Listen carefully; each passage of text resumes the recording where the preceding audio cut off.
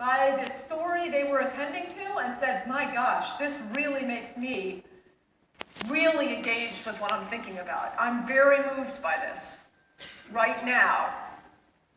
We take the blood flow and measure it, as compared with when they say, oh, those identical twins who've always lived together, that's really nice. I wouldn't say I'm like deeply affected by it, but it was kind of interesting and I'm glad to have learned about it, right? And we contrast the blood flow in those two conditions. And we turn the places with the biggest difference orange. That's basically what you're looking at. What we found, is massive activations in the part of the brain that feels the guts.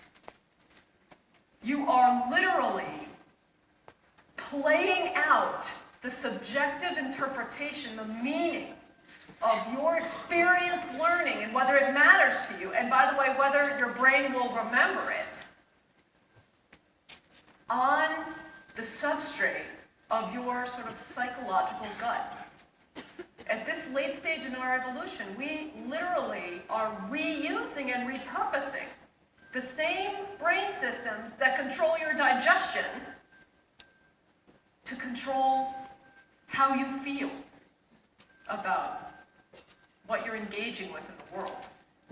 This is why I would argue human beings are the only species willing to die for our ideas, willing to sacrifice our own personal welfare for the welfare of others.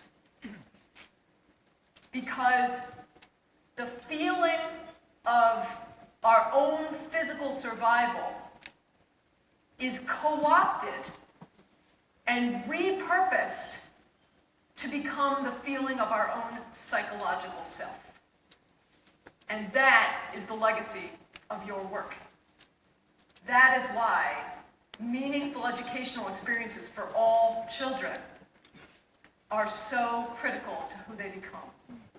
You are literally offering them the opportunity to become someone different by having thought about complex ideas with other people.